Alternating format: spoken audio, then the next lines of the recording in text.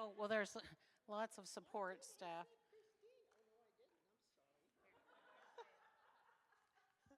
Okay, one more added to the list. Christine Bamberger. Yay!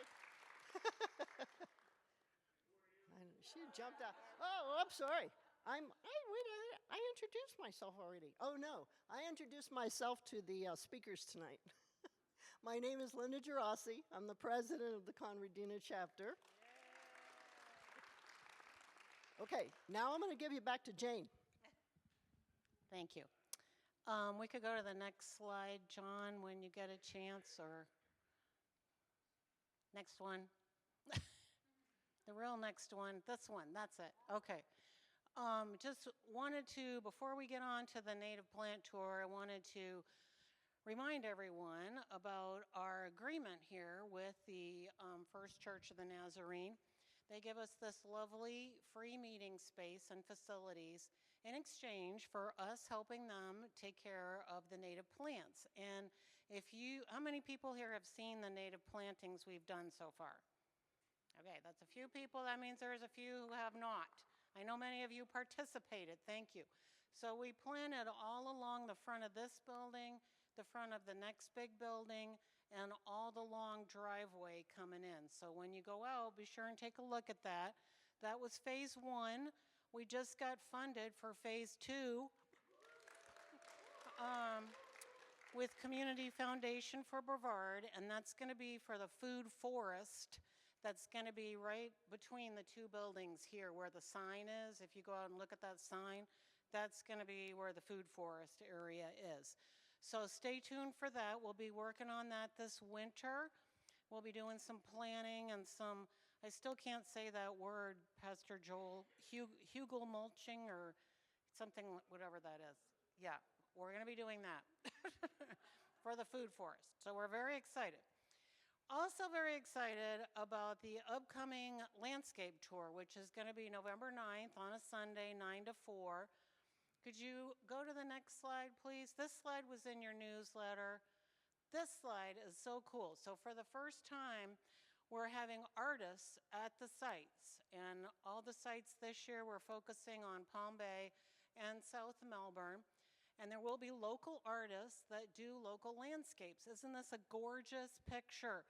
This is the Port Malabar Scrub Sanctuary in watercolor, which I can't even fathom how to possibly do that. This is on the cover of the brochure as well. So we're trying to broaden the appeal a bit to wildlife and nature artists as well, so help us spread the word. And then, of course, I have an ask, because I have to ask something when I'm up here. How many people are Facebook people? Let's have a hand. Come on, get them high. Okay. How many people have kids in high school that need extra credit hours? Anybody? Nobody. Wow. Okay, so it's up to everyone who raised their hands previously. We really, really, really need some help on Facebook. When we went to the Sanford garden tour, they told us they had 800 attendees, and that was a low year for them, but it was primarily due to Facebook, getting the word out to all the groups, the subgroups, and all those other groups out there.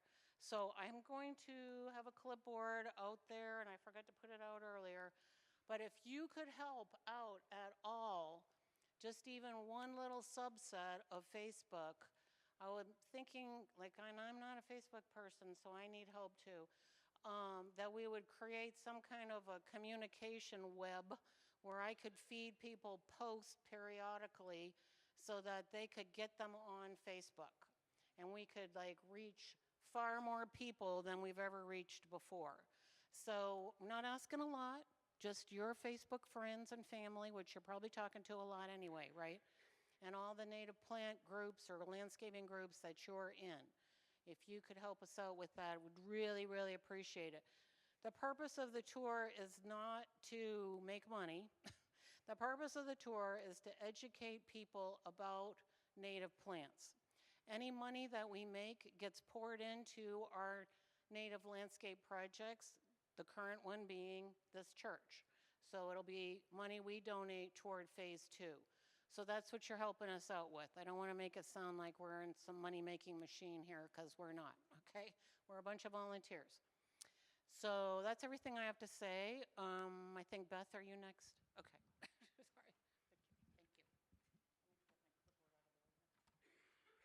you. Good evening, everyone. I'm Beth Blackford, and the chair of the Restless Natives subcommittee. Restless Natives are those of us who would like to be a little more active legislatively and promote the growth and use of native plants in our community spaces. So, 2 quick announcements. The first is all your hard work last year with the Speak Up Brevard program is coming to fruition on Tuesday, the 16th of September, with the Brevard County Commissioners meeting. They're going to vote on an amendment to improve the program with several items just to make it easier for you to get ideas across, and we hope that will pass. If you'll come and show your support, it's 9 o'clock up at Judge Fran Jameson building, and you'll see the crowd there. We'd love to see you there. The second item is this really cool idea, compliments of Doug Talame and the Homegrown National Park. So this is the Mosquito Bucket Challenge. It's so easy to make, and it really does help control mosquitoes in your yard. I have a list here. It took me 4 weeks to get this list of the chemicals that Brevard County will be happy to spray on you otherwise. The problem is, it may not kill you, but it's gonna kill a few mosquitoes and a whole lot of other things too. So the Mosquito Bucket Challenge avoids a lot of that by killing the larvae of the mosquito. This is the idea. You take a bucket, get some water, leaves, grass, stuff in there, a little escape ladder for lizards or mice that might fall in, and then you put a piece of a mosquito dunk in it. That's a time-release larvicide. It'll last about a month. I've got some samples up here so you can see. Good thing I have a cheering section here to keep me straight and narrow. This is a mosquito dunk, 6 of them. They're available all over the place. Ace, Walmart, Amazon. They also come in sprinkles, which is really handy for controlling the water that gets into your bromeliads. If you just love your bromeliads, sprinkle these things in there and it'll help control the larvae. So that's it. I've got a couple more flyers on how to do it. If you've got a camera, come up and take a picture of the QR code. It's so much fun and it really works. Next.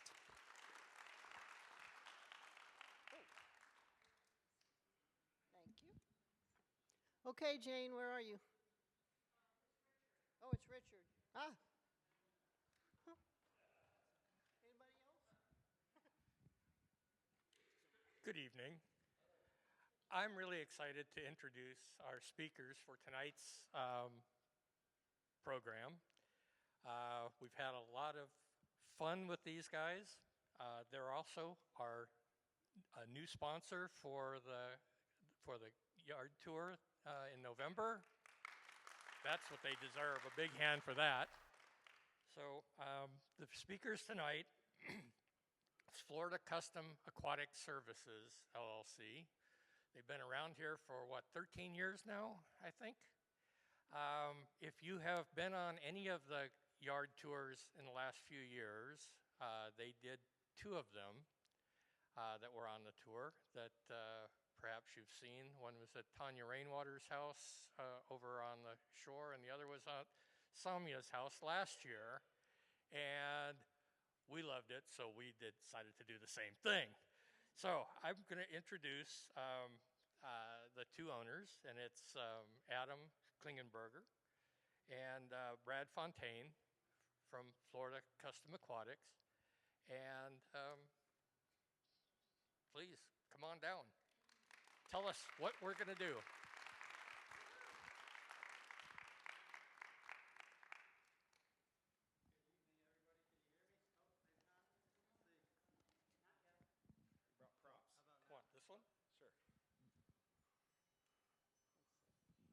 got a couple of props.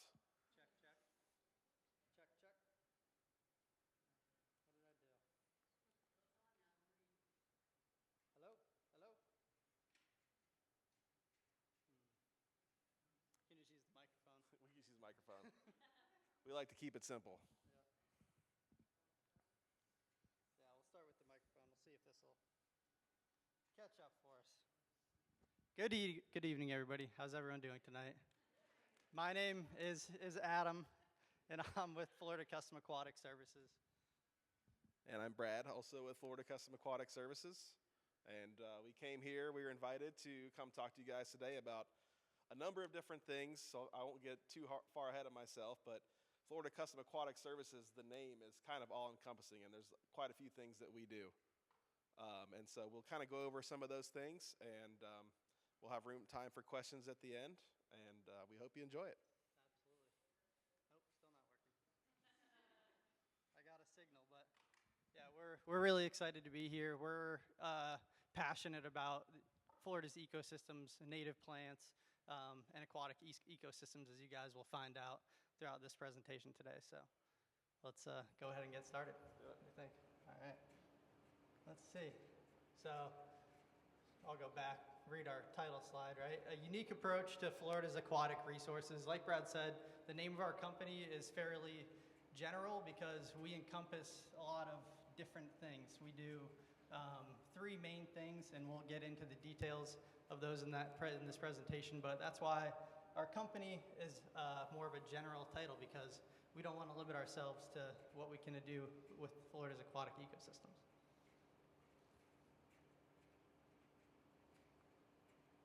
Maybe? All right, I'll let Brad introduce himself. All right, I hope you went too far. Sorry. All right. So my name is Brad Fontaine, founder of Florida Custom Aquatic Services. I started in 2012. It was kind of a side gig. I was working full-time at the time for the Florida Fish and Wildlife Commission as a freshwater fisheries research biologist. And there's actually two of my former colleagues here in the room tonight. I had no idea they were going to be here, so shout out to John and to Sherry. Did my schooling at Auburn University in fisheries and a master's at Arkansas Pine Bluff, also in fisheries and aquaculture. And yeah, we've been in business 13 years now. Like I said, my name is Adam Klingenberg. I got a bachelor's in marine sciences and a minor in geology from Florida Gulf Coast University. I've been working with Brad for 8 years. We actually met while I was working at Marine Resources Council in Palm Bay. I went to a Melbourne Chamber of Commerce event and saw him there, and he was there representing FWC and Florida Custom Aquatics.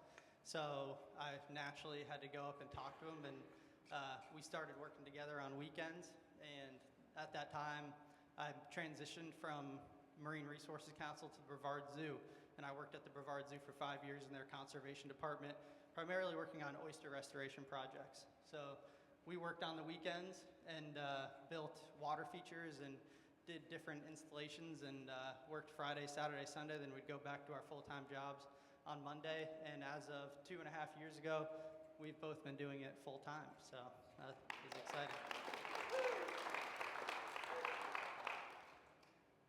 And we've got an awesome team too, which really makes the wheels turn. All right, what we do. So this is where we're gonna kind of touch on those three main legs of our business. The first one, the one you guys may have heard of, is our natural water features. It's a little bit out of order, but natural water features, our decorative garden features, and that encompasses a lot of different things, but primarily it's an enclosed recirculating system that not only brings beauty, but being natural water features, they don't use chlorine or other sterilizers in these systems. It's all biologically based, and we'll get more into those details further on in the presentation. The second thing that we do really lends to Brad's background. So pulling from his schooling and experience with FWC, we do pond and lake management work too. So we call it earth bottom pond work, or natural ponds, so retention ponds. And we'll go in and evaluate ponds. We'll do biological assessments and define your goals. We'll help renovate ponds and beautify them. But the third thing that we also do is natural shoreline construction. So along the Indian River Lagoon, kind of tying into my background working at the zoo, we do shoreline construction on the intercoastal waterway as well, using terracing, coquina rockwork, but also incorporating plantings and mangroves into those as well. So hybridized living shorelines. And those are kind of the three main facets of our business. You want to touch on we have recreational swimming ponds up there too, which also ties into the natural water features that we do. Those are aligned systems, but that's just on a huge scale. So we'll talk about kind of the different types of water features, from little waterfalls and garden features all the way up to recreational swimming ponds, which is the biggest water feature that you can get.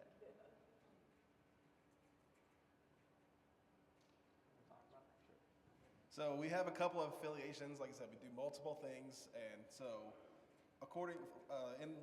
with our water features and our water feature work, we are associated with Aquascape. They're a leading manufacturer of water feature products in the world, and we are certified Aquascape contractors. They actually have multiple different levels, and we're the master level of certified Aquascape contractors. The other affiliations we have are with AirMax, and they provide what we believe is the best quality fountains, decorative fountains, and more importantly, bottom diffused aeration systems. So when you see a pond, you'll see those little bubbles coming up. That's called bottom diffused aeration, and it's one of the most healthy things you can do for your pond, your natural pond. And so we install those systems. And then the third one is SOX. We're certified service providers for SOX, and it's an erosion type control system. And so there's multiple different types of erosion control systems out there, but the SOX has proven to be very beneficial and long lasting. And so we've tied ourselves to them as well. So here's just a brief look at the agenda. We're going to talk about the natural water features, and then tying into the natural water features is the rainwater harvesting, which we're really excited about, and we've done some projects that we're going to showcase. We're going to talk about our lake management work a little bit, and restoring wetlands, and then we'll have time for questions.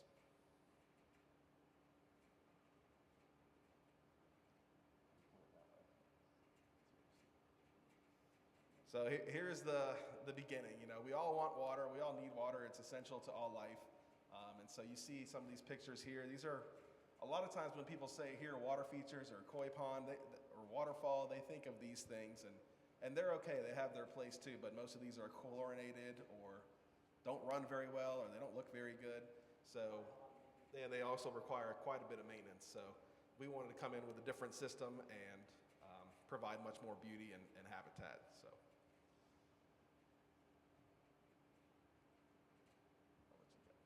So that's where natural water features really come into play. You saw some of the bird baths, the tiered fountains, conventional water features that you're used to seeing in your gardens, and they absolutely do add water, but like we said, they require a lot of maintenance, and you have to chlorinate them to keep the algae down. You're constantly removing debris to keep them clean. So the benefit of a natural water feature, there's a few different benefits, but one of the big benefits is the reduced maintenance due to no chlorine, no sterilization. You let biology take over, and that will help clarify the water and balance the ecosystem.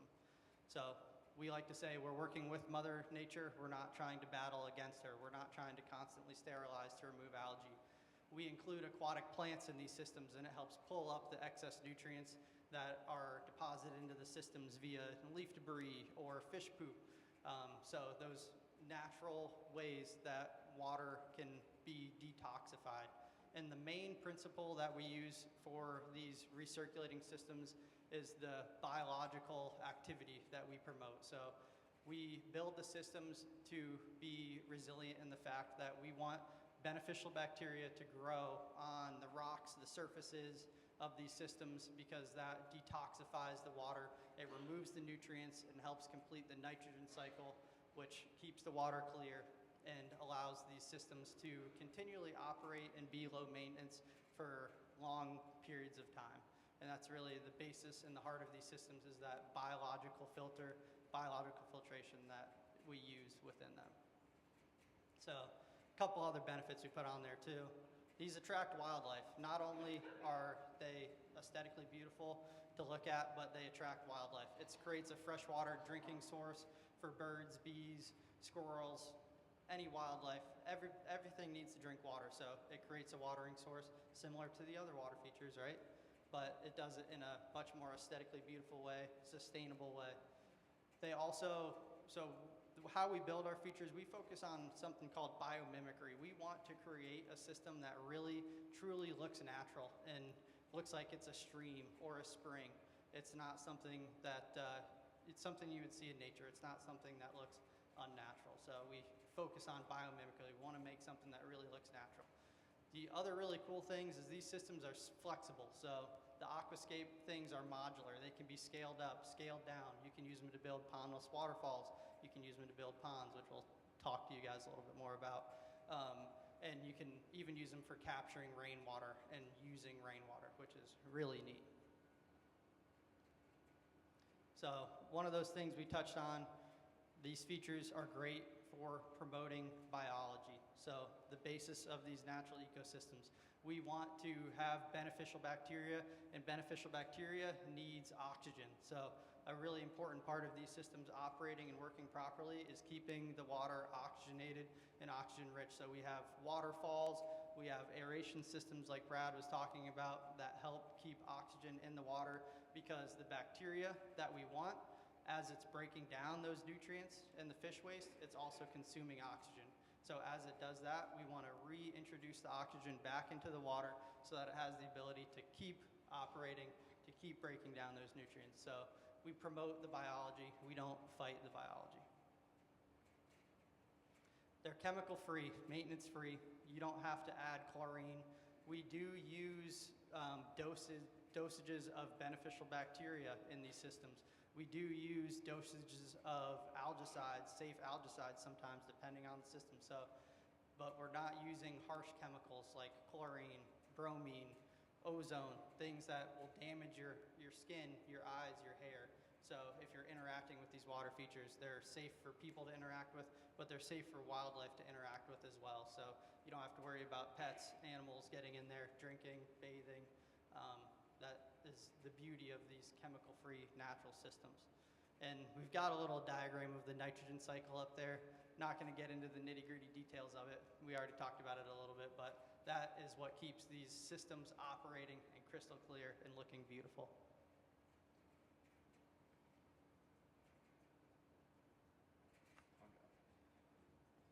So we want to plant native aquatics, whether it's within our natural existing retention ponds or natural earth bottom ponds or in our water features, our decorative water features. These native plants are super beneficial to every single thing that we do. They will uptake nutrients. They'll help keep that algae from forming. Those free nutrients that are available will then go towards plant production versus algae production. We like to put them in our earth bottom ponds to help protect against shoreline erosion. It will help protect like I said, shoreline erosion, and it will help create habitat for fish and wildlife. Ducks, butterflies, everything uses them, and so it's really great. Here's a list of kind of the main ones that we like to use. There's spike rush, and I know there's many species of that. We use the golden canna, the blue flag iris, pickerel rush, duck potato, bulrush, one of my favorites, bacopa, and alligator flag. It is, yeah. We kind of rebranded it to pickerel rush because pickerel weed sounds a little bit off to people. And so, yeah, it's attracting wildlife. You talk about the principles. Yeah, so attracting wildlife is a huge part of these systems as well. Principle number 5 in the University of Florida, IFAS, Principles of Florida Native Landscaping, says that you want to attract wildlife, and one of the ways to do that is adding water to your garden. So this weaves in with those Florida native, with the IFAS principles, not only with principle number 5, that's the main one, but it also lends to other principles like helping to protect shorelines, because we can use these to reduce stormwater runoff. And there's some other ones too I can't think of right now. Yeah, stormwater runoff, reducing stormwater runoff. So it really ties in well with those Florida native landscaping principles. IFAS. We have some videos on here where just little examples of wildlife that have been attracted to some of the water features. So this is trail cam footage. We might need you to click the play button up there if you don't mind. So you can check out some of the cool wildlife that have been attracted to these water features. And this is just a snapshot over a couple days this trail camera is set up. So we really want to expand on this program for trying to capture more wildlife using these water features. So that was a Carolina wren there. Oh, there's a little fountain. And this is in a urban area too, so let's see. Let's hit pause on that one. I'm gonna see if we can jump over. Let's hit play again. There's a blue jay. We don't have to watch these two, but I love watching these. Yeah, they're very funny. So you guys built this? We did, yep. This is actually in my yard. Yeah. Downtown O'Galley. Yeah, right in downtown. So blue jay there. Let's see.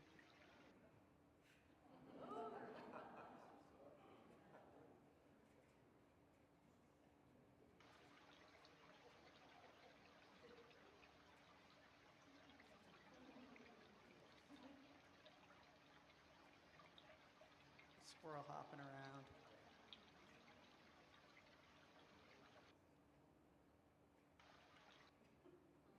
All right, last one. Yeah, some raccoon butt for everybody to see. See, is he gonna go? Last one. We don't have to watch it.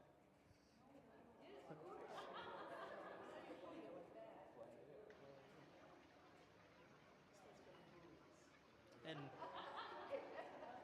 those cute little feet standing on the rocks out there, grabbing a drink, and then hitting the road. So that was over a week period, and we collected a ton of footage of the Carolina wrens and the blue jays, and a few more of the squirrels, a couple of raccoons. So a lot of our customers have talked about different animals utilizing these features, bobcats, but as far as birds go, grackles, collared doves, Eurasian doves, what else? Cardinals, yep. So they absolutely attract the wildlife. And this is a small feature. It's only about 4 feet long, so it's considered a small pondless waterfall. It's a little bit tough to see, but the pondless waterfall falls into an underground reservoir. All right, so these features, a really cool aspect of these features is the basis of them is similar and modular, like I said, but we can upgrade the systems so they have larger reservoirs. The heart of the system is they all have an underground reservoir. So the system needs an underground reservoir to operate. It needs a minimum operating size. Typically, it's about 3 of these blocks that are buried under the ground, and it's about 100 gallons or so of water storage. We can put many more blocks in because they're modular. They go next to each other. We can stack them deeper and wider so they can be used to capture excess rainwater. So your gutter is directed into this underground reservoir, and the water from the reservoir can be used for irrigating your lawn. It can be used for irrigating garden beds, flower beds. So once the systems are full and the rainwater fills the system, they overflow into dry creek beds and bioswales. So really cool way to not only have a beautiful water feature, aesthetically attracting wildlife, and you're also reducing stormwater runoff at the same time, but you have access to fresh water, you have access to rainwater that you can tap into and use to water houseplants, water your plants. And rainwater is the best watering source because the pH is perfect and it's naturally deionized when it evaporates and then rains back down. So it's the best water that you can use for irrigating your plants. So why do we want to capture rainwater? You guys, I'm sure, are familiar with rain barrels and the principles of capturing rainwater and using rainwater. So there's a lot of reasons why we want to capture rainwater, actually, but it reduces runoff, flooding, and erosion, one of the biggest ones. So these are the environmental reasons why we want to capture rainwater. And then conserves and replenishes groundwater. It allows you to recharge the aquifer. Second main reasons why we want to are the practical reasons. You know, we can create a supplemental water supply. So you have water that you can use for irrigation. You have water that you can use for flushing your toilets if you want to. You have water you can use for washing your car. This is high quality water, and depending on how you treat it and take care of it, you can use it for a lot of different things, maybe even drinking. It's an emergency resource. During a hurricane, you have a large reservoir of water that you can use for flushing your toilets. You have access to that, so it's also a safety net. And cost savings, you're not paying for municipal water, and you're lowering your carbon footprint because you're using water that doesn't have to be pumped there from a municipal system where it's highly energy intensive to do that. So you're using water that not naturally falls on your property and utilizing those resources that are given to you. You know, you want to utilize what lands on your property. You don't just want to take it and ship it out. So use it to the best of its ability. And then there's community benefits too. It promotes self-sufficiency. It educates people about the water cycle so they are more familiar with where their water is coming from and how they can use it and not waste it. And then it supports agriculture too, which is so important. We want to support sustainable agriculture, and we want to support sustainable agriculture practices. So a little bit more about the rainwater harvesting. You can see a more traditional rain barrel on the side, on the left-hand side there, and then a rainwater harvesting system on the right-hand side. So first thing that jumps out is aesthetically they look a little bit different. One of them is, you know, a natural water feature. The other is the barrel, and they both have their own strengths and weaknesses. So the benefit of a barrel is that you're getting water directly off of the roof, and it's a little bit cleaner water.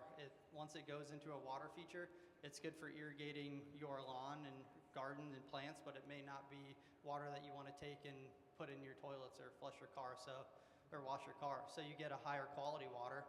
But the other really cool thing is these systems are designed to be set up in sequence too. So you can have a rain barrel as kind of your first way to capture. So you have a rain barrel or even a larger cistern, 200 gallon, 300 gallon above ground. So you can capture in that. And then when that overflows, it is set up to overflow into an underground reservoir within your water feature.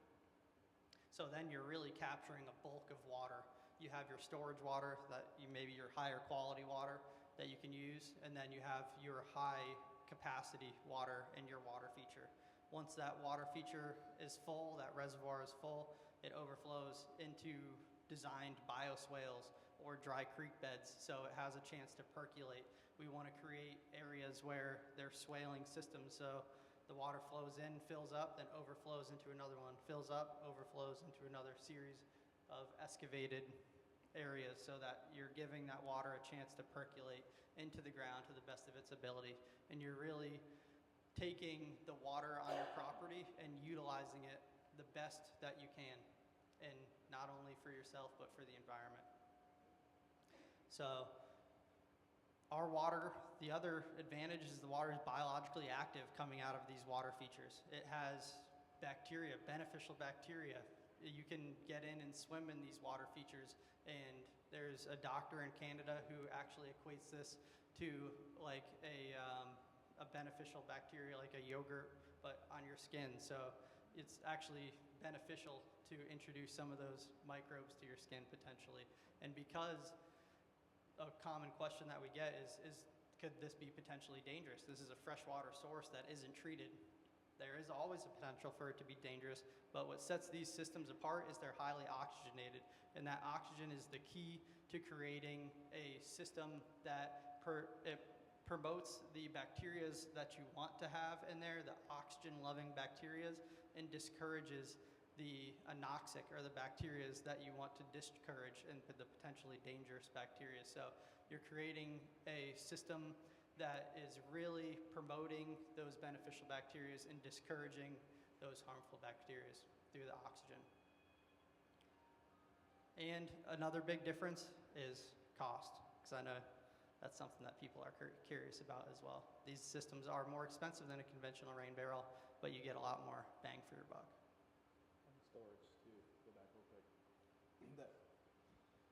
I can't quite read it, but that 1 inch of rainfall on a 2,000 square foot roof equals about 1,250 gallons of water. And so you can't hardly capture very much of that in a 50-gallon rain barrel, just a small fraction of it. So if we were able to build a 2,000, 3,000 really big underground basin, we can capture a lot more of that rainwater.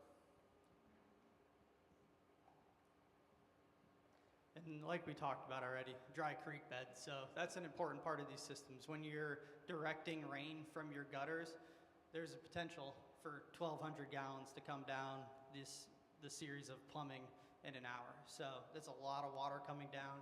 Once your underground reservoir fills, you want to be able to safely convey that and percolate it if you can, but convey that into a conventional stormwater system so that it's not going to create problems in your yard. So that is an important consideration when you're talking about a rainwater harvesting system, is what are you going to do with the water after it's full? Using mulch, gravel, and plants with these bioswales is extremely helpful. Mulch, traditionally or historically, Florida was covered in natural mulch, oak forests, thick layers of mulch, right, of this natural mulch. And that does an incredible job at absorbing and slowing down water. So using mulch to your advantage to capture rainwater, you can't utilize that water, but you're passively capturing it and keeping it from running off. Gravel as well. So with these dry creek beds, we create deep gravel beds within them so that the water is slowed down, and it helps to capture more water but also slows it. And then plants, you guys know, got to have plants in there. Plants slow down the water, plants uptake nutrients. So just critical parts of these systems to get them to come full circle and work properly. All right, project showcase. We're going to show off a couple projects that we've done. So to familiarize you guys with the systems a little bit, how they operate, and show off some cool pondless waterfalls and ponds. So the first one that we're going to show off is a 200-gallon rainwater harvesting pondless waterfall system. It has a dry creek bed that flows out of it as well and hooks up to the gutters, and it uses Florida fieldstone. The pictures are a little bit tough to see, but on the left-hand side here, you can see that matrix of aquablock. So that's these things right here. That's what creates our underground reservoir. So when we're planning one of these systems, we figure out how much water we need just to support the system. And in order for the system to work properly, when we turn our pumps on, the water flows up to the waterfall and then comes back down. So we need enough water in this underground reservoir so that when it turns on and runs down, the water will make it back down to the bottom before the pump runs out of water. So that's our first consideration when we're sizing these underground reservoirs. And we always make them larger than they need to be, so that way when we're never going to run into that situation where it's running out of water just to operate.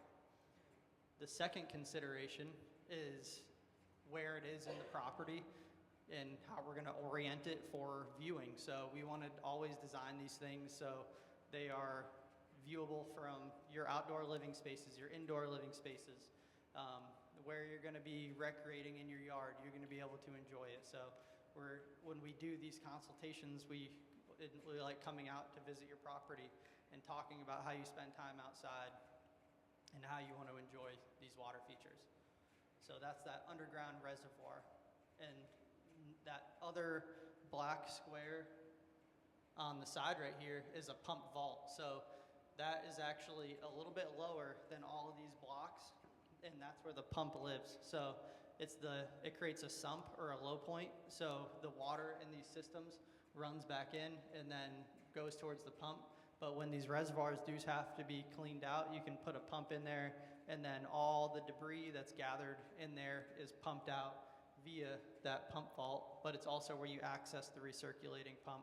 So it's easy to maintain. That's what makes these systems, the beauty of these systems is you can see all these blocks, and then we use rubber liner on top of them, but then the water just falls through the gravel into this underground reservoir. So there's no filter pads, there's no big bead filters that you need to clean in order to keep these operating properly.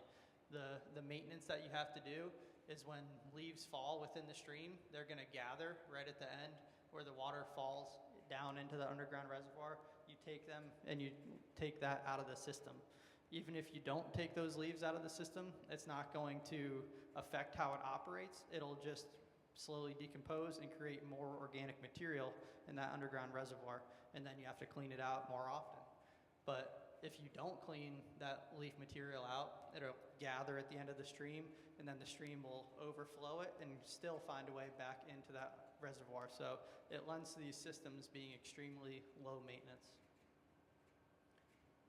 This is our tie-in to the gutter system of the home. In this instance, we tie in with 4-inch PVC pipe.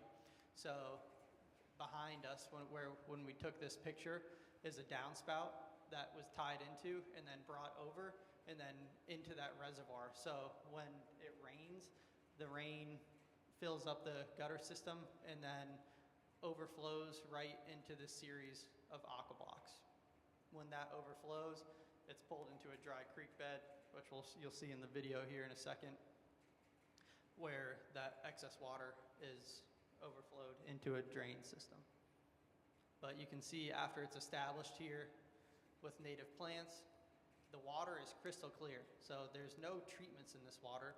Might look like it, but that's the biological system. Yes? How much area does that take up in square feet? So this system with this has a 6-block footprint here, is about 8 by 8, the footprint of the blocks. And then what we do when we excavate for these blocks, because we want those to be just below grade, we take the dirt that we excavate and we flip it up. You can see there's a pile of dirt behind right here. And that's what we use to create elevation for our waterfall berm. So the total footprint of this is about 8 feet wide here and 14 or so feet long. Absolutely. So there's that established system with all the native plants in there and looking beautiful and crystal clear. We do have a video of this one too that we'd like to show you.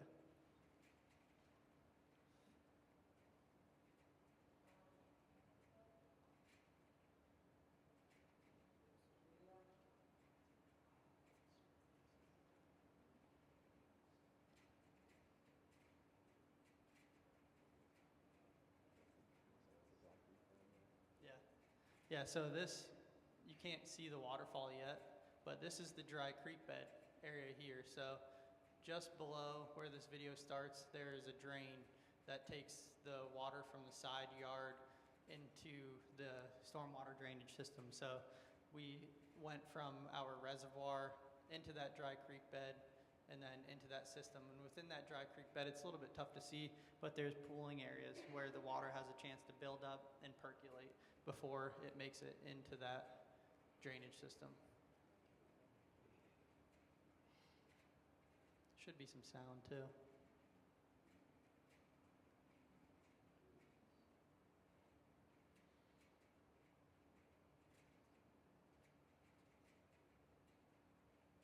No sound, but yeah, that's the Sounds really nice. yeah, it does. The sound is one of our favorite things, and well, a lot of people are looking.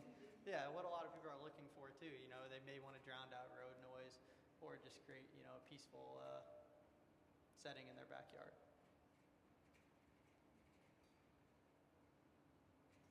All right, second one we're going to show off is similar to the first one. We'll go a little bit quicker. This one is 150-gallon rainwater harvesting pondless waterfall. So I say pondless waterfall. I should tell you guys a little bit more about what a pondless waterfall is, because it's kind of a weird term. But the systems that we build we can build ponds or pondless waterfalls, and they both are similar in their design and construction, but in functionality a little bit different. So these fall into that underground reservoir and then are recirculated back up, whereas a pond system has a skimmer on the edge to pull surface debris in. So the beauty of these pondless waterfalls is the low maintenance aspect aspect to them compared to a pond system, which takes a little bit more maintenance. And these are what we say the best for attracting wildlife into your yard is these pondless waterfall systems. So you can see this is the excavation before we put the aqua blocks in there. And it's a little counterintuitive because you'd think we're digging a square hole and we're putting these square blocks in there. So it's going to look like I have a big square block in my yard, but by the time we disguise it, then it turns into a natural system once it's been planted and vegetated. So it really, water features get better with age, like a fine wine. The ecosystem gets established, the plants gets established, and they really do look better over time. So is that a liner? It is, yes. It's permeable liner or It is not permeable. So thank you. I meant to mention that. So we use a double layer system for creating water features. Up at the top here, you can see it's a little bit of a different color. That is a geotextile fabric. So it's a non-woven, thick geotextile fabric, and that is a protective layer. And on top of that, we put a 45 millimeter EPDM rubber liner. So it's a very thick, flexible, we should have brought a piece of the liner so you can see it tonight. It's a very thick and flexible, impervious membrane. So that is what creates the waterproofing for these systems. Because they are all recirculating, we don't want water to escape these systems. We want them to be able to recirculate, and the only loss of water that we incur in these systems is due to evaporation. And how long do these liners last before They're guaranteed for 20 years, but how we use them, so these actually came from the roofing industry originally, and they're made by Firestone. They're guaranteed by Firestone for 20 years, but the way that we use them, everything is buried and it's hidden from the sun, from the UV. So then the UV is the main thing that will degrade the liner, but it's all covered with rock and gravel. So these liners, we've had other contractors that have been putting in projects for over 30 years with these liners. So it's all about how you install the system and then protecting it from the UV to make sure they last a long time. That's a great question.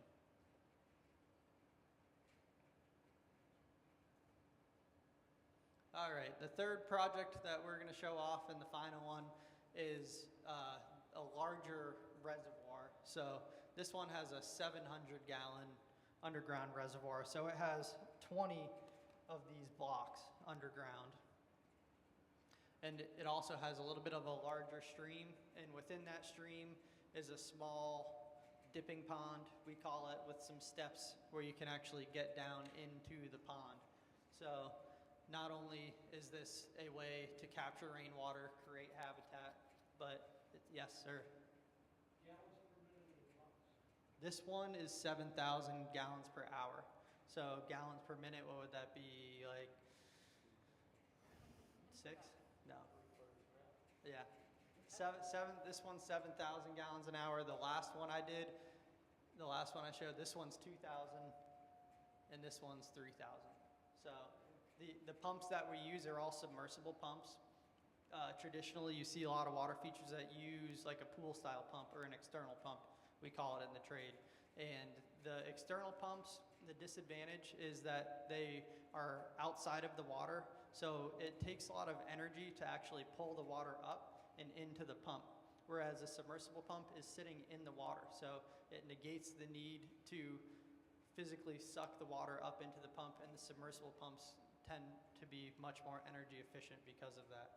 So the pumps that we use are all Aquascape pumps, and they have strived to make the pumps as energy efficient as they possibly can. Yes? The pumps use, depending on the size of the pump, between 2 to 4 amps. Some of them are even less for the really small size pumps. So you can expect to pay an additional $5 typically to $15 for a water feature, 15 on the larger side, 5 on the lower side a month. Yep.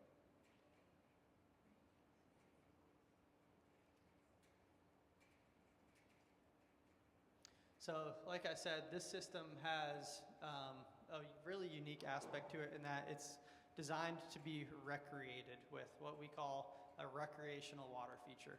And recreational water features are new, relatively new. Some people may have heard the term natural swimming pools. Aquascape has coined the term recreational water feature because it's designed to be recreated around and with. So you're creating a natural bathing pool that does not require chlorine, does not require sterilization. So you can get into it and you can cool off on a hot summer day, and you're not going to get out and your eyes aren't going to burn and your skin isn't going to be irritated. So it really is a totally different experience swimming in a natural water feature. We like to say we're trying to replicate a Florida spring when we build these features. So it's just a really different experience, and everyone needs to try it. This system is unique because it incorporates aspects of a pond and a pondless waterfall. So it has a large biological filter on it. It has that dipping stream, and it has the 700-gallon underground reservoir. So Do you run the pump continuously 24/7, or do you switch it off? Or? we run the pump continuously.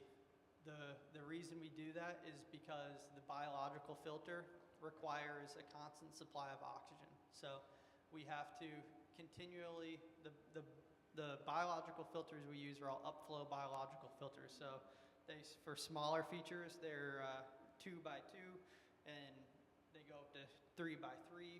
But if we're building a really large feature, we construct what's called a constructed wetland. So next to our pond, we're excavating a hole.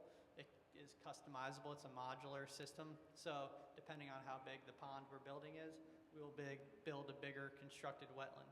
So we'll dig a large excavation. In the bottom of that excavation, we'll have a pipe that comes in that has slots in it. Then we'll lay these blocks on top of that in a large flat pattern, and then put layers of rock and gravel. So the water is pumped up through layers of rock and gravel, then overflows back into the pond, and that mimics a natural wetland and actually creates that tremendous amount of surface area for the bacteria to grow. And that's where these systems really vary from a traditional swimming pool. Traditional swimming pool has a relatively small filtration system compared to this. This filtration system is about 1/3 to 1/2 the size of the pond itself. So it's a massive filtration system. That's what's required to keep these things crystal clear and clean and operating properly. Here's our last video.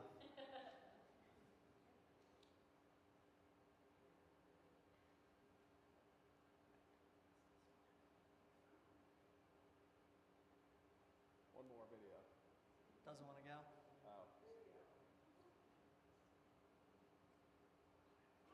Maybe. There we go. Is there any? Wish there was some sound.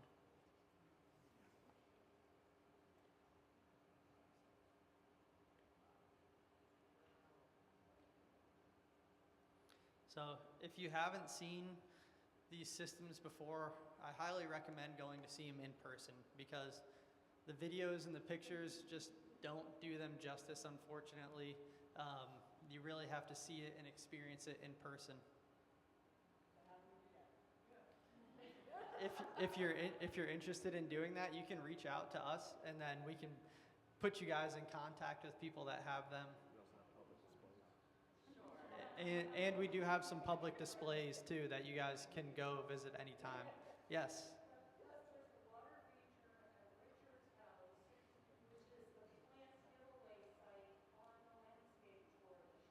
That's very true. So if you guys are going to go on the Native Landscape Tour this year, the plant giveaway site is at the Blackford residence, and we did do a feature at their house that you can go check out. So highly recommend going to look at it during the plant tour this year. That's a great opportunity to go see it. And Brad mentioned we do have a couple displays too. So in downtown Melbourne at the old Chamber of Commerce building, it's now the Revive Salon and Spa. We have an example of a pondless waterfall there that you can go see anytime too, right by the train tracks. So I wanted to touch on these large-scale projects a little bit too. Like we said, we're certified aquascape contractors. So Aquascape has really pioneered these unique stormwater management systems and have done some super cool projects. This is just one of them that I'm going to talk about today. But just to give you an idea of what these projects can scale to. The projects that we're working on, you know, they feel like big projects to us, but comparatively, they've done some really, really cool projects. So this one is at the Phipps Conservatory in Pittsburgh, Pennsylvania, and Aquascape went in and helped them design a system that captures the rainwater from all of the buildings on the property along with the uplands of the pond. And that flows into a 65,000 gallon pond that has multiple different natural filtration systems, including wetland filtrations, native planting, bog filtration systems. And then it also has a 22,000 gallon underground, 23,000 gallon underground reservoir that it recirculates from too. So this is, if you haven't been here before, a really cool property. They've met 4 of the highest building certification levels at this property, including LEED and 3 other ones that I can't remember right now, but they have done some really, really cool work at this property to make it a sustainable property. And on the final note for the water feature segment of this presentation, we wanted to touch on the fact that we were actually nominated and won an award through Aquascape this year, and it means a lot to us. So every year they give out a series of awards to pond contractors all over the world.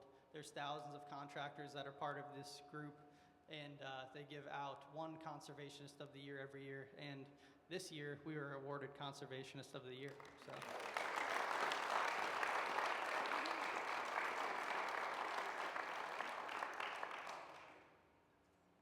All right, so that is it for the first half of the presentation with the natural water features. We're going to try and zip through because I got much more long-winded than I should have been, so sorry about that. Everyone still awake? No, it's just joking. No, it's we are super passionate about this stuff, so we can talk about it for hours. So we end up a lot of times, and even when we're on consultations trying to sell a project, we see this space and we get this huge big idea, and we're like, okay, we have to tone it down because there's typically a budget to work within. So, you know, it's what we love to do. So we like to talk about it too. Want to talk a little bit about lake management in Florida. The way it's done currently for retention ponds, especially, is what I would consider to be pretty poor. I mean, most of these are, I think we have a slide about it, but they're, you know, pretty steep slopes. They're grass up to the edge, and they're treated with a herbicide every single month. And it just doesn't lend itself to any nutrient removal or it's just wildlife habitat, stormwater runoff. Erosion is a huge problem in these systems, and maybe that's going to be what flips the script, because these people are spending tons and tons of money on these SOCs and other erosion control systems, where if we could just keep some native plants along the shoreline, we'd be in a much better spot. So we'll talk a little bit about that. I can't quite read that one. Whoops. Sorry, I'm getting used to this. All right. Yeah, we just covered that. Yeah, historically, this is kind of a map that shows how things used to be and how things have changed over the last 75 years, and there's a lot of predicted change in land usage over the next 25 to 50 years. So we really, as a community, as a state, really need to be thinking about how we're going to manage our water resources and see how we can improve from what's going on now. You know, years ago, there's a lot of natural flow coming out of the Kissimmee River into Okeechobee, down in the Everglades. Farming and agriculture, that kind of changed things. They've ditched it, they drained it, and a lot of population growth said, let's get all this water out of here. So they've got it moving pretty quickly through all these systems. And as things have changed and people realize that's maybe not the best idea, we are actually starting to do some large-scale restoration projects as a state and on the federal level too. And I might even talk about some of those. I might not. I don't know how much time we have. But yeah, disturbed areas are really like prone to growing these invasive plants, and that's the state spends millions of dollars treating these invasive plants, and it happens on a large scale in our natural systems, and it happens on a micro scale in all these HOA neighborhood retention ponds. It's very common.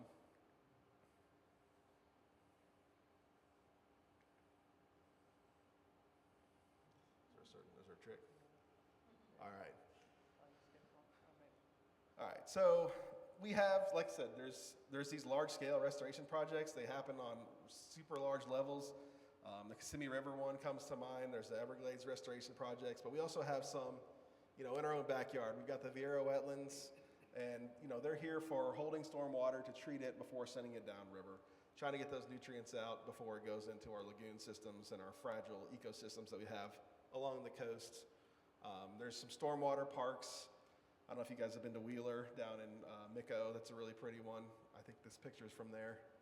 Vieira wetlands, Orlando wetlands. So there's a ton of them, and they're really good.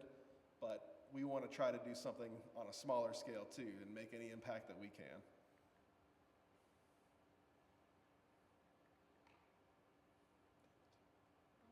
I'm not as good at this. Upper St. Johns River Restoration Project. I'm not going to talk too much about this. I worked on this a lot when I was with FWC, but this is one I'm very, very familiar with, and I want to at least briefly touch on it because it is kind of interesting. So this is from the Water Management District.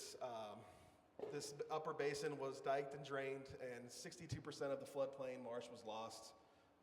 All these canals led straight to the Indian River Lagoon, pretty much dumped straight in there. And so they began this project in 1977, and it's among the largest wetland restoration projects in the world. And it consists of, they call them different things. There's water management areas, marsh conservation areas, but essentially they're big giant retention ponds to hold water and store water and keep it there so we can keep it clean. And the district motto is like water supply, flood protection, water quality. So we are, somewhere up in here, that's Lake Washington, and all these little colored parts of the map are parts of these marsh conservation areas, water management areas. So it's a massive, massive scale. I want to say I have the info, it's like over 60,000 or 600,000 acres. Oh, is it up here? Yeah, 166,000 acres, thank you. But one in particular that I did a lot of work on and I thought is pretty interesting, and it's relatively new, is the Fellsmere Water Management Area. And this was sold by Fellsmere Farms, Fellsmere Joint Ventures, to the state, and they decided to use it as one of their water management area projects and add to their upper basin projects to collect more stormwater. This one in particular is 10,000 acres, and it created an interesting opportunity for us as freshwater fisheries researchers to study this and see the impact that it had on multiple things. Mostly, the state was really concerned with the sport fishery was one of the highest concerns, but there's also a lot of other aspects that went into it. So I'll briefly touch on some of this stuff. Did a lot of native plantings. We did cypress trees. What else did we plant? Mainly cypress trees. And then, so this is actually a pretty good representation of how it looked before. This was just flat agricultural farmland. There was sod production. There was cattle grazing. There's actually watercress down there. And what we did was we came in and made a ton of different contouring in the bottom. So we added these fake river channels, ditches, humps, gravel beds, all kinds of contours that will help promote different diversity in aquatic plant species and then in turn wildlife. So it's going to attract different types of fish and wildlife and plants, and this different habitat for the nursery habitat for these sport fish especially. There's another view of it. And this is, again, on a super large scale. This is only about 2,000 acres of the 10,000, but it was a massive undertaking. So are you demonstrating different ideas by having all those different patterns? We wanted to, but we really, in the sake of science, we really wanted to try to keep it simple and not have as many variables. So we were looking at the response of the fish community, of the fishing, like how quality the fishing is, the water quality, the aquatic and the terrestrial plant habitat. We were looking at the response to flooding of all of that in these enhanced versus these non-enhanced areas. We did some mapping, so we did bottom bathymetry mapping to get sonar to see the bottom structure, the hardness, and the aquatic plants. So this map here is actually the property right next door, but it was a heat map of all the submerged aquatic vegetation, which is really interesting.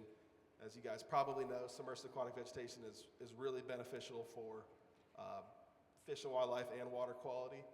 And so we wanted to see what it was doing and how it was responding to the flooding. And then the Water Management District put out this map, which is really cool. It's a map of all of the different types of plants and plant communities. You can see how they're broken down. You're not going to be able to read it, but they have a couple different categories. It's not by species, it's by category. And so we want to do this every 5 years to see how this is reacting and how it's responding. I'm curious, do they have a lot of information from the past or aerial photographs or anything, what it was? Yeah, I don't know if you remember seeing it was just pasture land or farmland. Before that, historical data, I don't know how much they had of that. As far as what it looked like before the farming took over, but it's been like that for quite a long time. Mostly grass marsh. I mean, it's part of the floodplain, so there was going to be a lot of, wetland marshes. It is. It's right next to the stick marsh. Actually, I'll go back one slide because the area that I'm talking about, this Fellsmere Water Management area, is actually right here, and the area that's highlighted actually is the stick marsh. So the only thing separating these two is a levee. It's back there.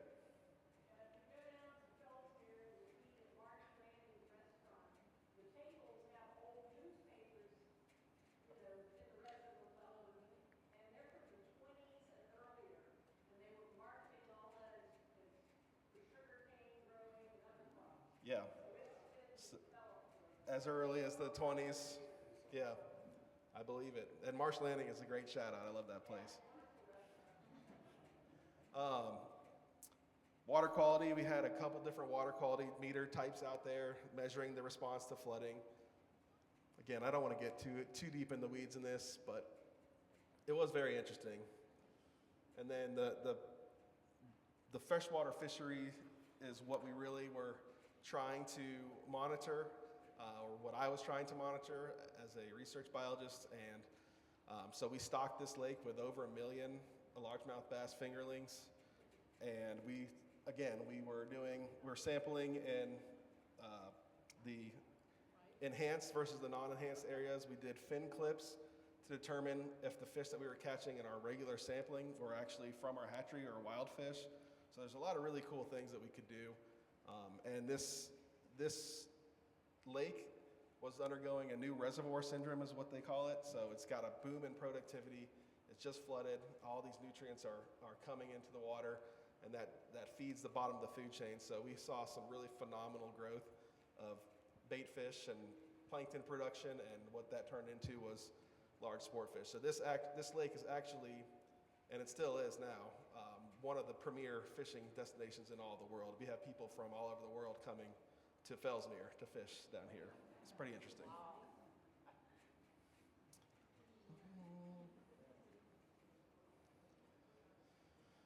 This was too busy to read. This is actually the bottom hardness, the bottom contour, and the submerged aquatic vegetation map right when the lake was flooded. This map now is probably almost all red because it's got a ton of submerged aquatic vegetation. Unfortunately, it's the non-native hydrilla, but it still is providing a lot of habitat and clean water and excellent fishing opportunity.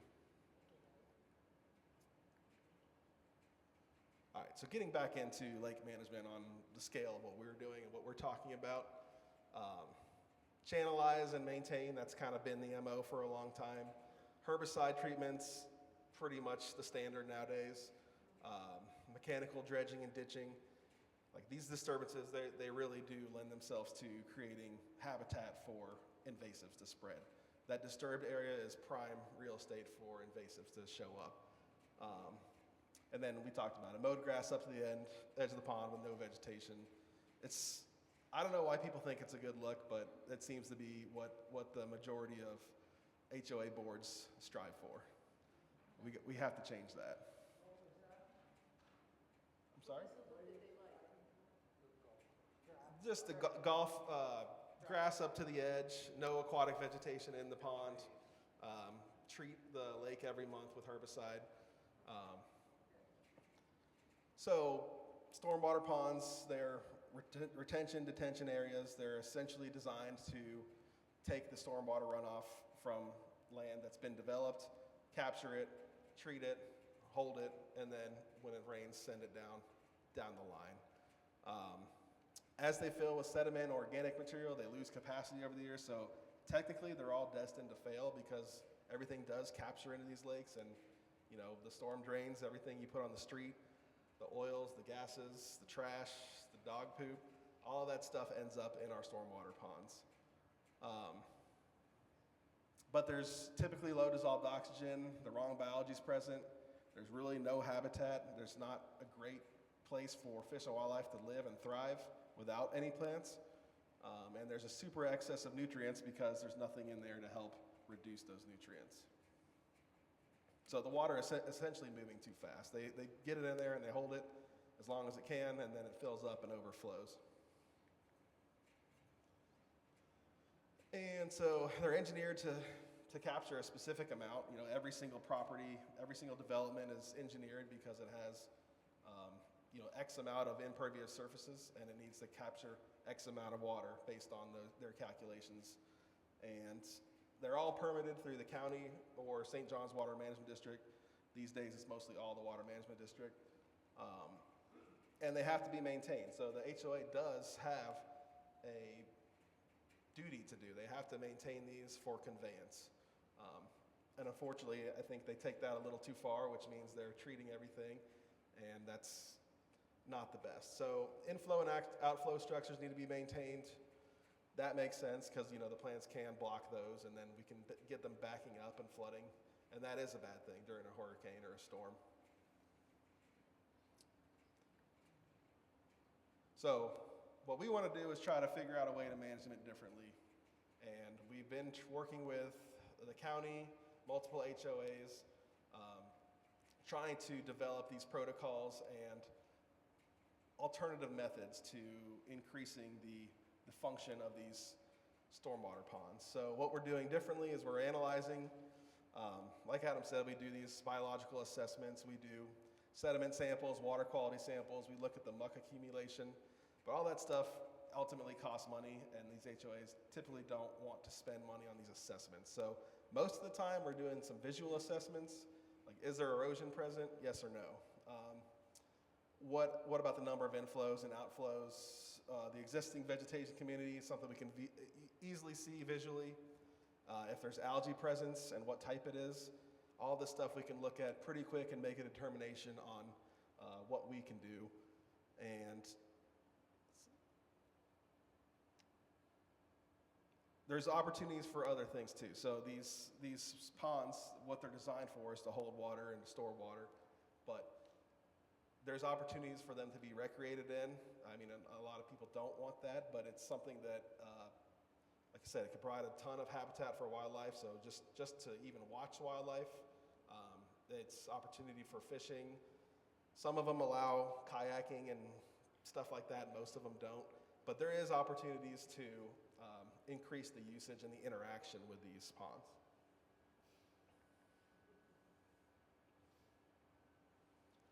So we want to try to shift the paradigm, go from a barren shoreline to an actual fully functioning ecosystem, and we do that by creating habitat for fish and wildlife and pollinators. They'll all come when we plant these things.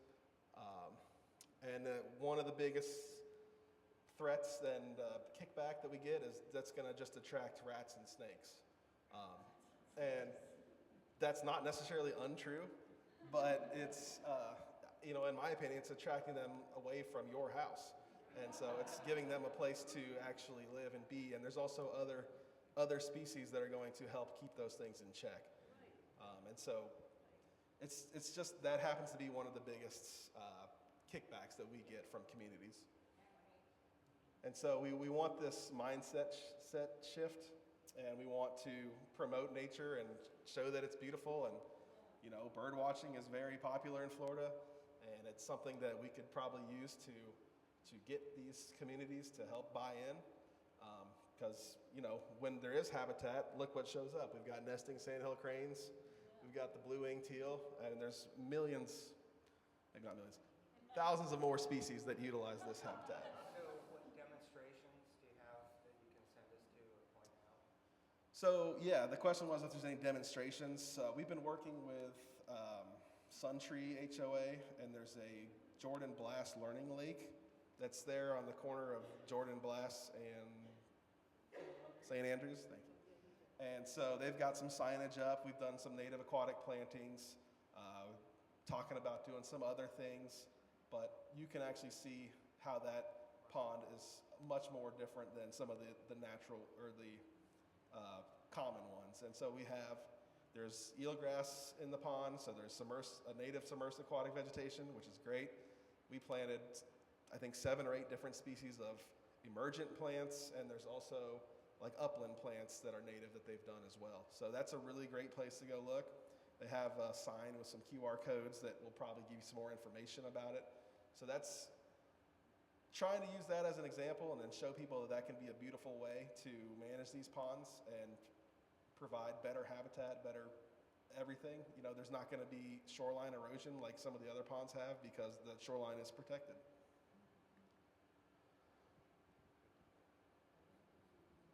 Now, are you doing aeration also at some of those? We'd like to be. There's no power at that source. Aeration is almost always the number one thing we like to recommend. Oxygen is the key to all life, and aeration is more about circulation than it is actually adding the oxygen.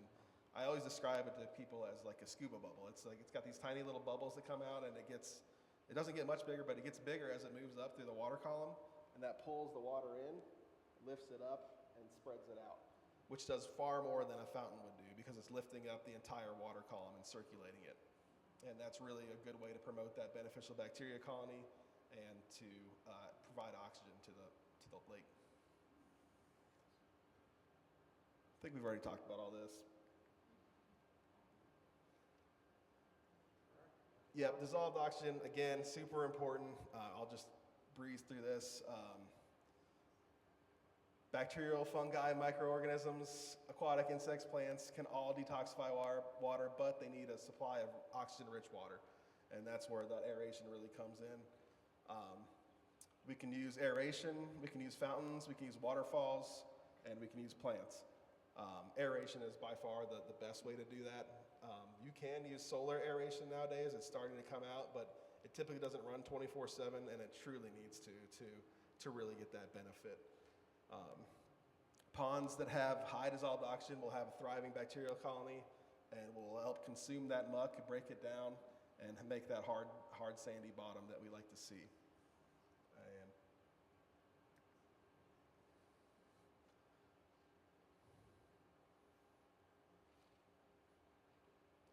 I'm gonna skip that.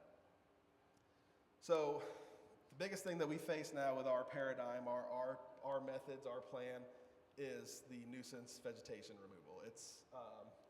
It's plagues us. It's aquatic invasive plants are constantly growing here in Florida. And that's why you see all these companies spraying the shoreline every month. And sometimes they need to. It's just, there's too much growth. So there's different options.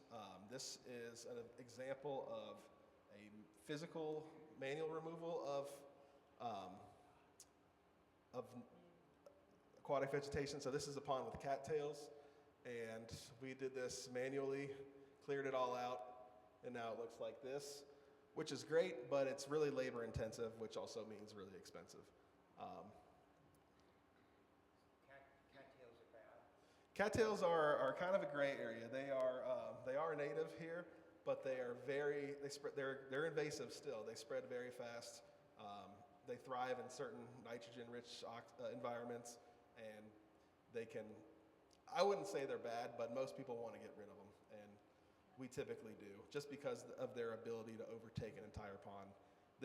Luckily, we got to this one before it got too bad, but I wouldn't be surprised if you couldn't see any square inch of water in that pond within another couple of years. So again, there's the mechanical removal, which is an option, but it's expensive. Another option is the biological control, and that's commonly going to be used with these grass carp. There's a couple different methods, but these are a type of fish that we stock in order to help control certain submersed aquatic vegetation that's bad, that we don't want. Hydrilla is one. Some of the macroalgae is another one that they'll eat. But these are kind of highly regulated. They require a permit from FWC. They have to be triploid, so typically their eggs are pressure treated when they're in the egg stage, and they develop an extra set of chromosomes, so they're sterile, and they all have to be certified. And right now, there's not a lot of people making them, so they come from Arkansas. Quite a bit of them are coming from Arkansas and other states, so those are also getting more expensive to get, and they don't actually eat every type of aquatic vegetation. And then the final method that we have in our toolbox is the chemical control, which is sometimes necessary, but when we do that, we like to be a lot more selective. We walk the banks or take boats, and we use a backpack, and we target specifically the non-native or the invasive plants. And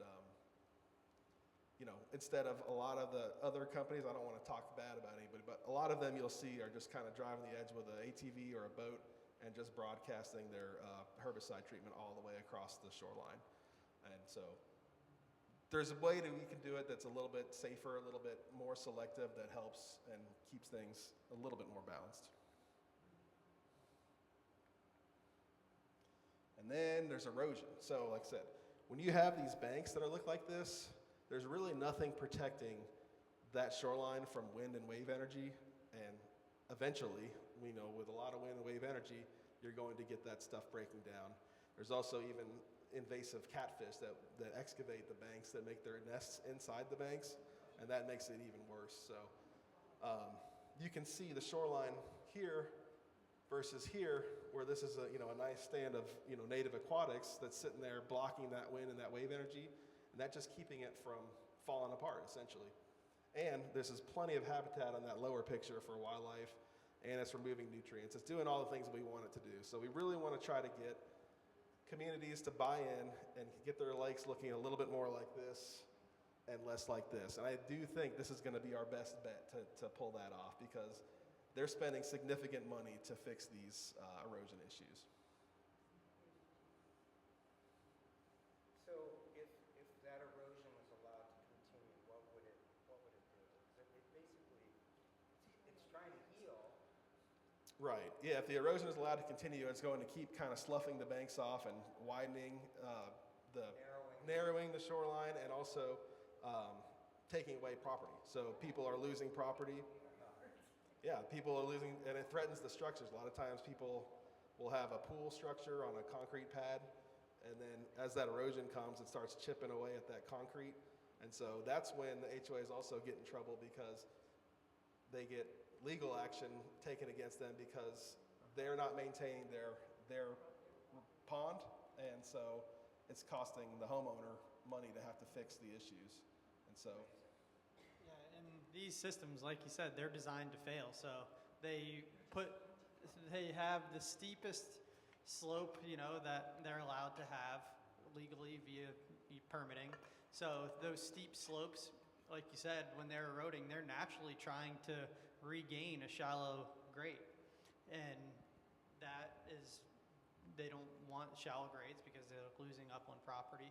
But the systems are trying to regulate, but due to the permitting and the steepness of it, they're quite literally designed to fail over time with no plants and a steep shoreline. So yeah, erosion's going to be our best. I mean, it's tough, and it's hard on the communities, but I think it's going to be our best friend in trying to get this type of habitat approved for future use. And we like it too because we're certified SOX providers, and this is an example of the SOX system. So we come in with a severely eroded bank, we install the SOX system, and then we can sod over top of it. What we'd like to do is add aquatic plants in front of it too, but this is a system that works really well and it lasts a long time. So it's something that we offer, but we prefer not to do that. We prefer to put plants in and keep it natural. Cattails are, again, they're tough because they do exactly what we want them to do, but they get a little bit too thick, too big, too wide, and yeah, exactly.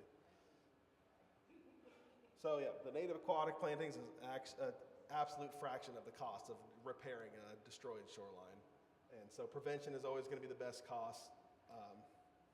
Again, we've talked about all this, why it's important, but. And this is the littoral zone and the riparian zones. These are areas that are within the pond that provide different levels and different types, which really allows for a really cool biodiversity. And we can get, in the deeper water, we have the submerged aquatic plants. The coontail is a good one. Like I said, eelgrass is one of our favorites. Then you can get native white water lilies that floating in that next region up. And then the emergent plants where they have the spike rush. We plant the iris, the pickerel weed, the duck potato, and the spike rush. Cattail's on here too, but we don't plant it.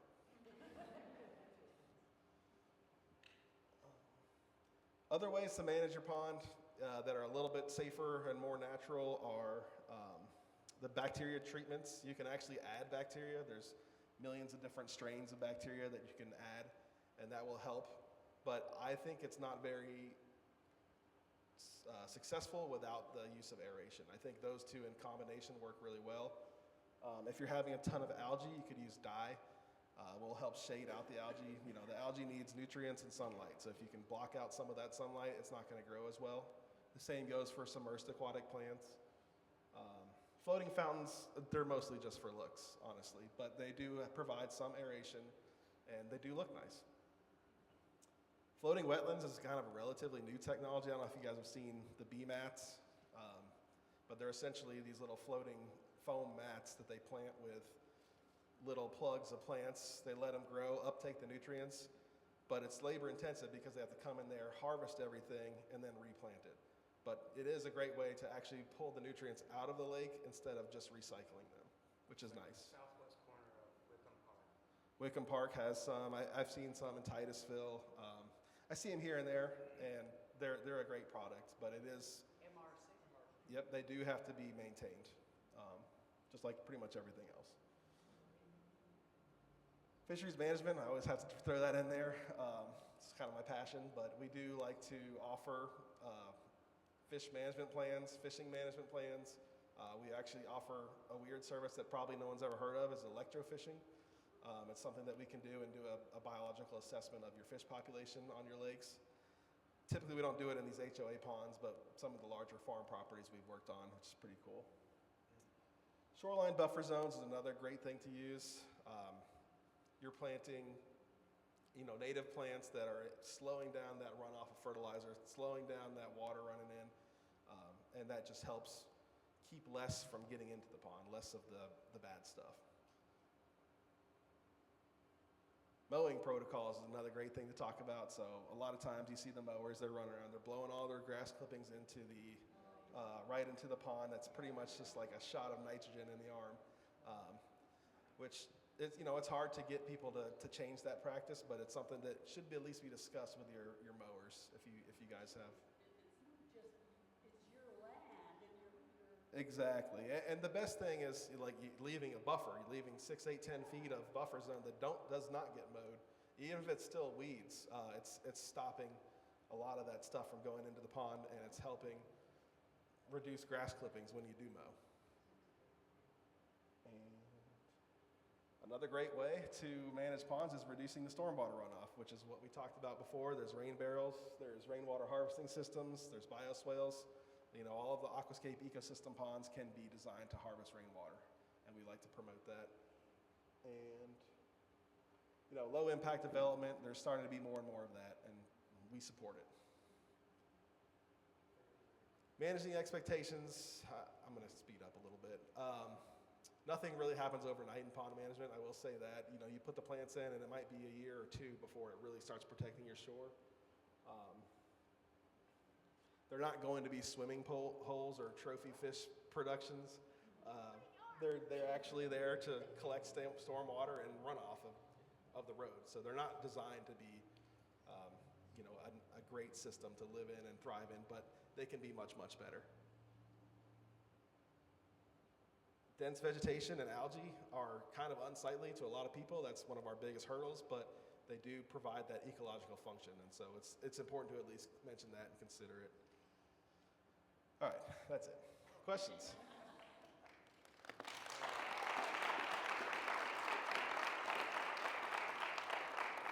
Thank you for sitting through that. Yes. We got one in the back first. Do we have time for questions? I'm sorry, I didn't even ask. Okay.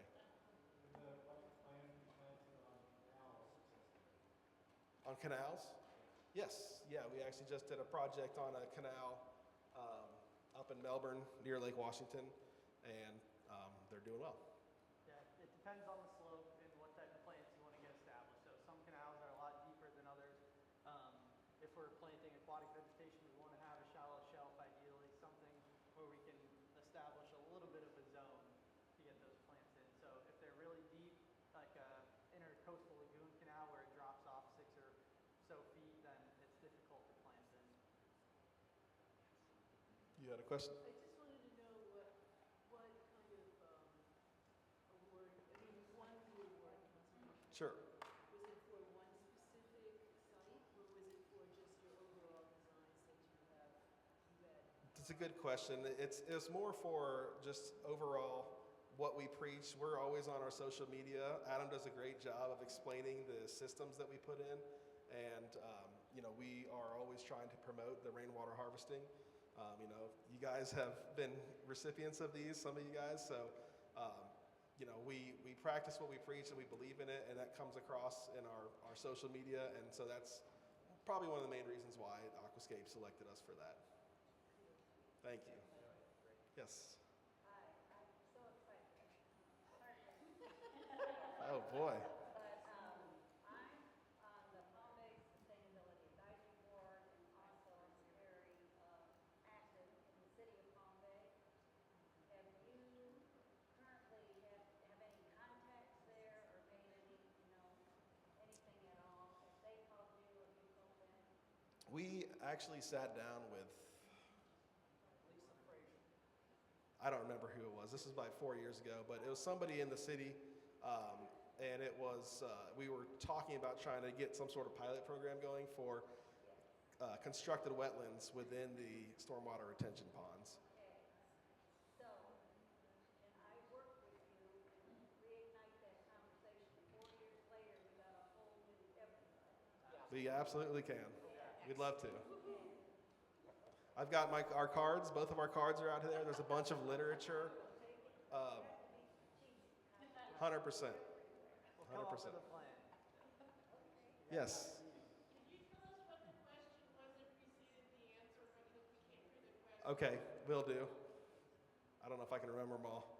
She was asking about Palm Bay, working with the city, if that's something that we've ever done before, and we said yes.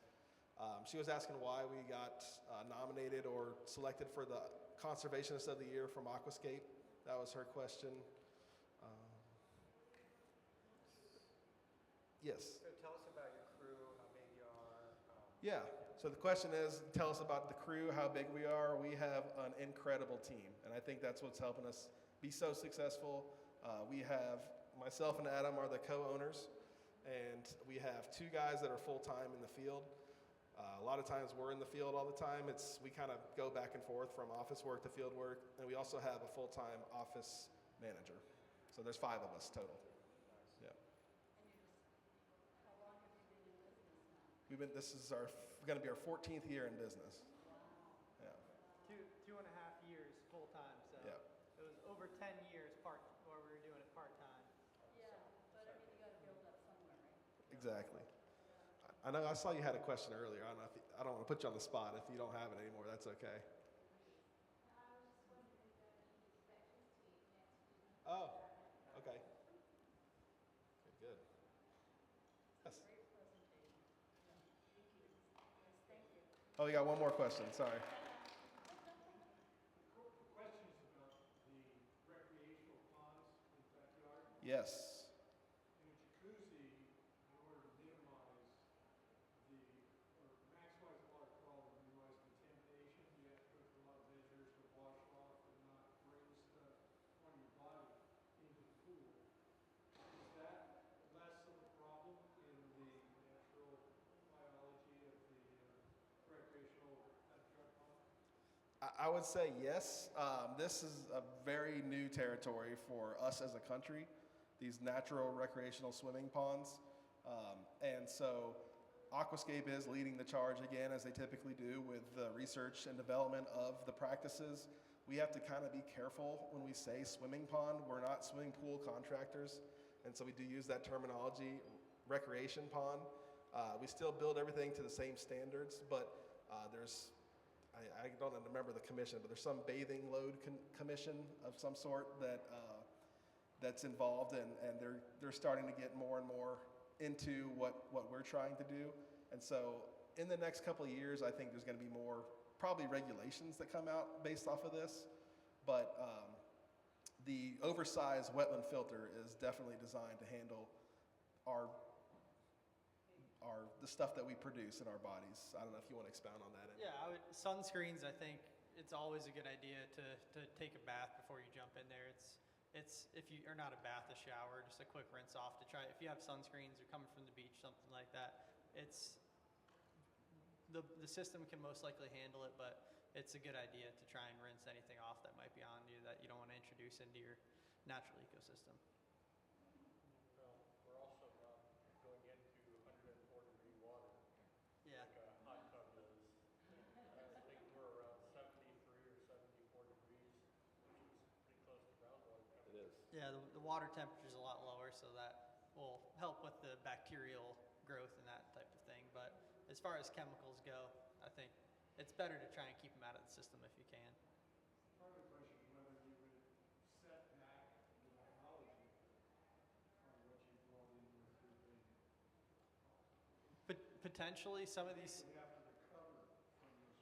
Yeah, absolutely. We with these systems, something to think about too is we're hooking it up to a gutter of a house. So you might need to get your roof cleaned. You might need to, do maintenance on your home, and you want to think about these things that are going to be coming down the downspout.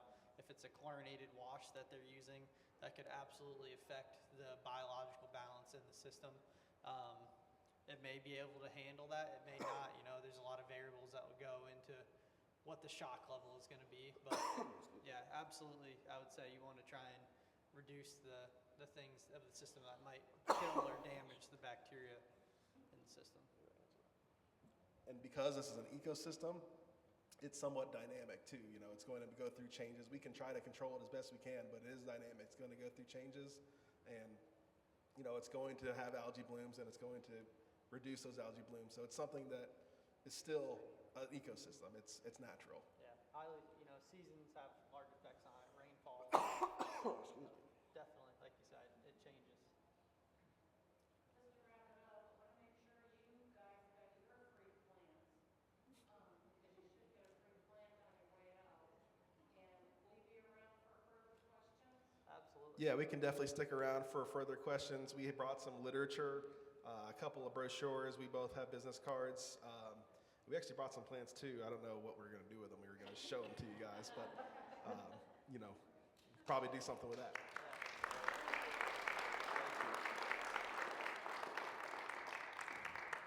That was a great presentation.